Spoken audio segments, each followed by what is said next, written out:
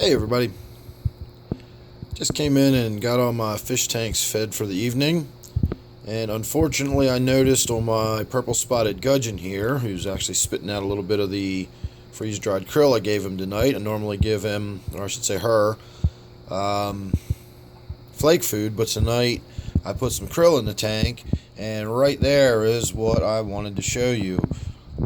Both sides of her are scraped up and scratched up, and the scales have been removed, and her skin is really scratched up. So I can only assume that she's been in there tussling with that stupid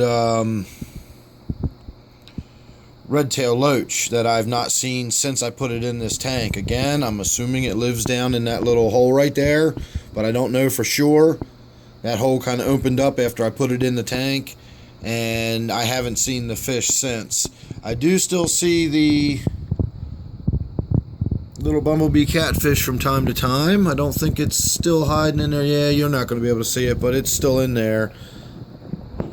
If you can see some of this lighter colored material, some of that is part of the fish, so it's still in there, and it's always in that spot and never comes out. I do see the rubber lip from time to time, but I've not yet seen that Redtail Loach since I put it in the tank.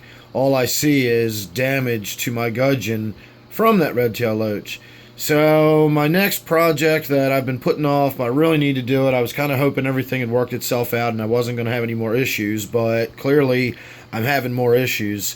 And you can't really, I guess you can kind of see on the other side, you can see a little bit of the white markings. So it's just as damaged on the other side. Both sides of this fish are pretty seriously scratched up. So I'm going to get in there tomorrow and do a big water change. There we go. Now we can get to see exactly what I'm talking about. Look how scratched up that is.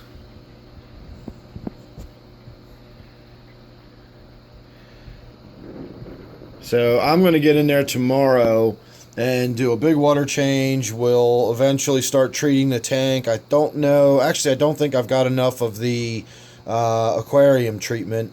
I'm going to use the Chemi-Clean and get this tank cleaned up once and for good. And then the rubber lip that's in there, we'll be able to keep working on getting everything else cleaned. And we can get all of this last little bit of, grungy looking stuff off of the leaves. We can get that cyanobacteria out of there.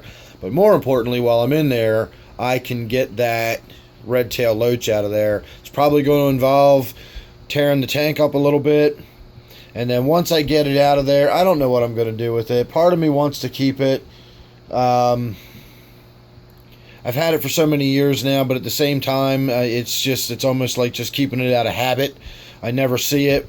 It's interesting to look at when I do see it, but it's not a very pleasant fish. It's never been a very pleasant fish. It's always been nasty and aggressive, and now we're seeing this kind of damage, fairly regularly. Fortunately, the last time this gudgeon was injured from that loach, it all healed up nice and fine. I didn't have any infection or any issues with it, but this is going to leave some scarring at the very least if I get away with no infections or anything. So as I said, I'll be in here tomorrow doing a water change, and we're going to try to get that Redtail Loach out of here.